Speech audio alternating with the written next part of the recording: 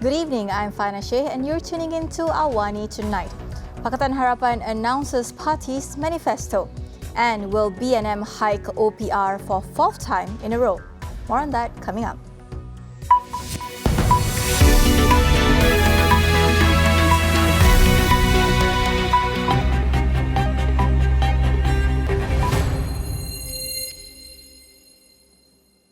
The decision made by Barisan Nasional to drop several big-name incumbents in order to make way for new blood has received mixed responses thus far. We asked political analyst Professor Dr. Siva Murugan Pandian to comment on the party's overall lineup and the hot seats to look out for during G15.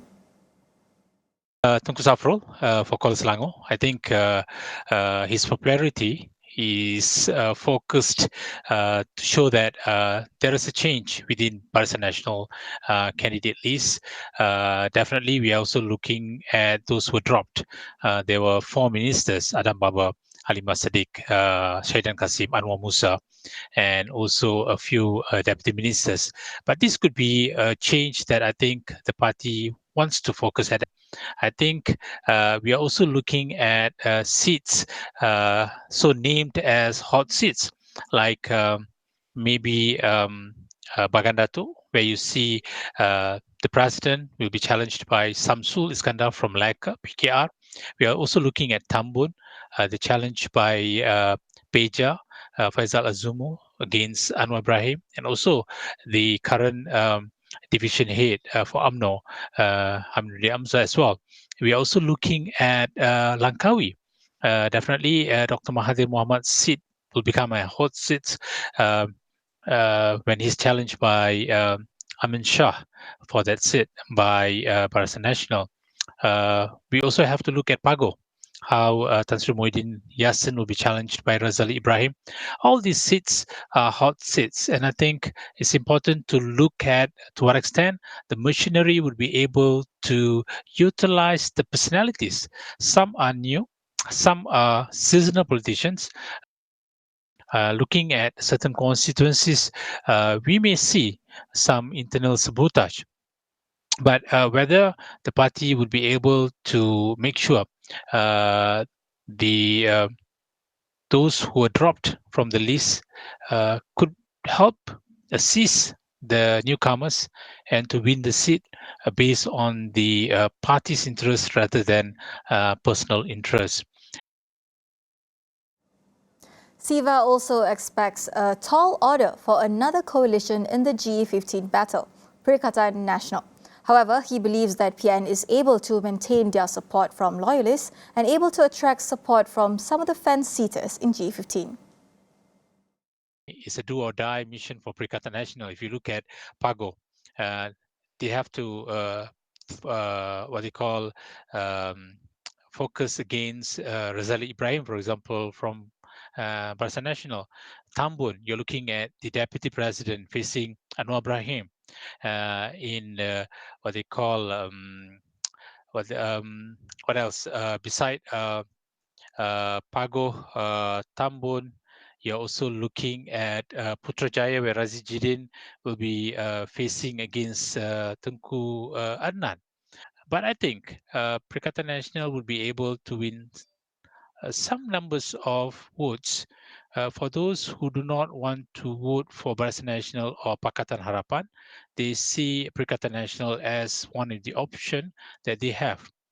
Maybe this could happen in certain constituencies that Perikatan Nasional is contesting. Even we are looking at 169 seats. Perikatan Nasional will be contesting, including past seats. So this will be interesting to look at to what extent Perikatan Nasional will be able to win not only the Malay voters, but also the non-Malay voters if they could convince and also bring trust among the voters. Meanwhile, Pakatan Harapan has unveiled its manifesto, pledging to focus on improving the economy if it returns to Putrajaya this G15. Vowing to rebuild Malaysia, it identified 10 areas that require urgent attention. The 10 priorities under Tawaran Harapan are managing the cost of living, as well as combating corruption and strengthening democracy. Other than that, they plan to empower economic opportunities for the youth and explore humanities sectors. The manifesto also touched on saving the lost generation in education, as well as building disaster mitigation measures. PH also wants to address the contract doctor issue and provide robust welfare for healthcare workers, eliminate gender inequality, and enhance women's socio-economic participation. Empowering Sabah and Sarawak was also listed, along with improving the competitiveness of all Malaysians and preserving the environment for future generations. In other news, MIC President Tan Sri S. Vineswaran has dismissed MCA President Dato Sri Wee Ka Siong's statement that MCA will contest in the Batu parliamentary seat. He says any announcements on Barisan Nasional seats must come from the coalition's chairperson, Dato Sri Ahmad Zahid Hamidi. During the unveiling of BN's GE15 candidates last night, it was initially announced that MIC's Eko Hilan Pileh will be standing in Batu. However, earlier today, we said MCA would field its Vice President Yu Tiong Luk in Batu instead of MIC. This followed discussions with Zahid and after MCA handed over the Padang Serai seat to MIC. He added that the party would be fielding Chew Yin Kin in Bandar Tun Razak. MIC was notably absent from BN's candidate announcement event last night, although it was reported that the party's leaders were attending another meeting at the time. The presidential tussle between Parti Bangsa Malaysia PBM's Dato' Zuraida Kamaruddin and Dato' Larry Seng has been resolved following a meeting at the Registrar of Societies office this morning. The party confirmed that Seng will be signing the appointment letters for its candidates in the 15th general election. The power to sign and issue these letters has always been in the hands of the president. PBM also said that the party will decide on its list of candidates for GE15, which will be announced soon. It assured that other matters related to the administration of the party will be discussed and resolved after GE15. Earlier, there had been clashes in the party, with both Zuraida and Seng claiming to be the party's rightful president. Following that, Seng had suspended 13 Supreme Council leaders, including Zuraida, the party's Secretary-General, and its information chief. The dispute, if not solved, could have left Zuraida, the incumbent Angpang MP, partyless ahead of nomination day this Saturday. PBM was formed by Seng, who became its president, while Zuraida was named president-designate when she joined the party after leaving Bersatu in May. Caretaker Federal Territories Minister Dato Sri Shahdan Kasim has confirmed that he will defend his Arau seat despite being dropped by Barisan Nasional. Although unsure which party he will contest for, Malaysia Kini reports that the incumbent Arau MP believes he has the support of UMNO, Bersatu and PAS in the area. Shahidan's remark allude to the Muafakat Nasional Pact that had once been meant to encompass the three Malay Muslim parties but went defunct due to the unresolved rivalry between UMNO and Bersatu. He said his candidacy platform will be against UMNO President Datuk Sri Ahmad Zahid Hamidi, who earlier said that although Shahidan is qualified, his time has passed. Shahidan has served 4 terms as Arau MP and 13 years as Perlis Menteri Besar. At the same time, Communications and Multimedia Minister Tan Sri Anwar Musa also indicated that he might launch his own defence for the Ketere seat. In a Facebook post, which includes a T-shirt for Ketere, a Muafakat Nasional logo and documents purportedly showing the party's registration, Anwar revealed that he had registered Muafakat Nasional with the Registrar of Societies dated September 19, 2019, with himself as a precedent. Both Shahidan and Anwar were dropped as BN candidates yesterday.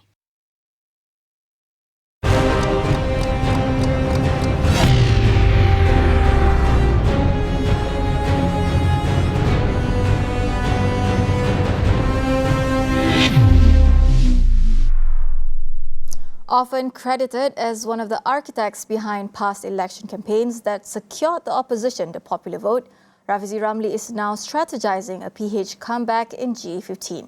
Tonight on Consider This, we ask him if both PKR and Pakatan have lost too much support to recover lost ground. Ahead of G15, we will be featuring Question of the Day to get your thoughts on the political scene in Malaysia. Today, we would like to know, do you want more new faces in Parliament as MPs? Share with us your answers. All you have to do is scan the QR code on the screen. For more, head over to undi.astroawani.com to answer these daily questions. We will go for a quick break. Stay with us.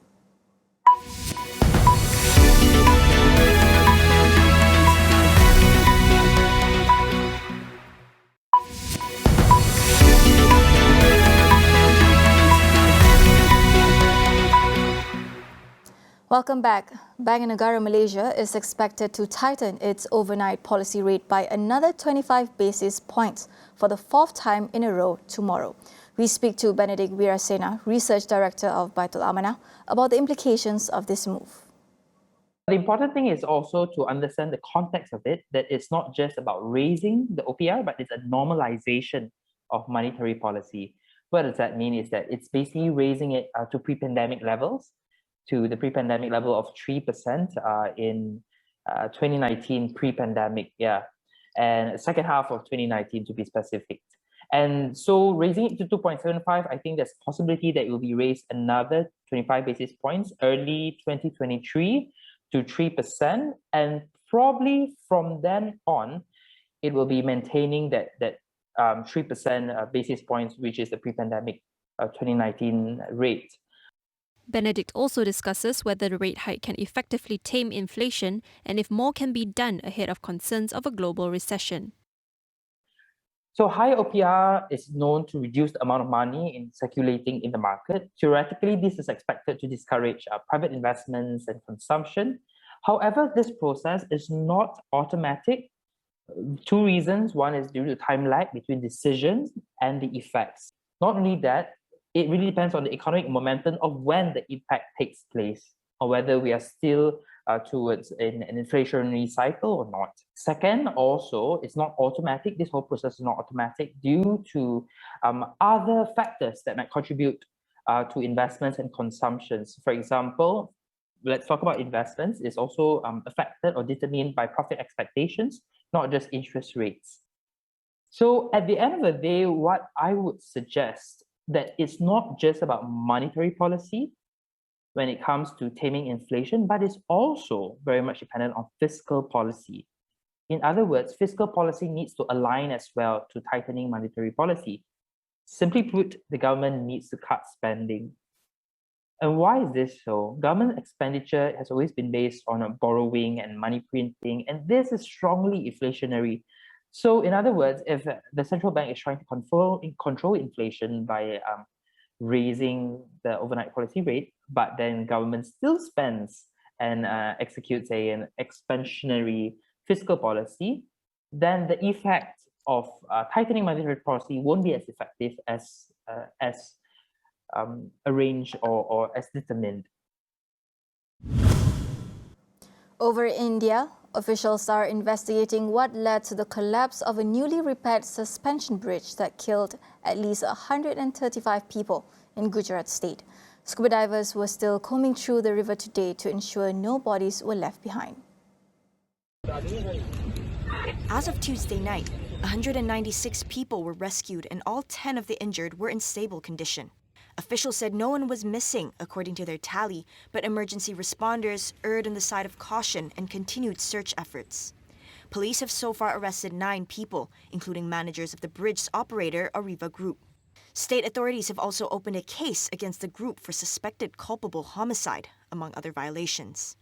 The 143-year-old pedestrian bridge collapsed on Sunday evening, sending hundreds into the river in Morbi town.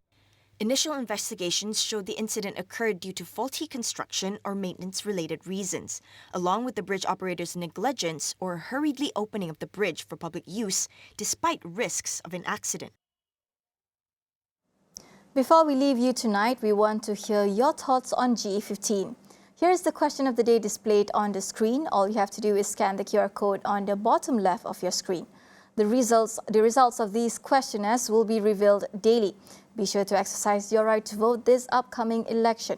My name is Fanashe. Thank you for watching.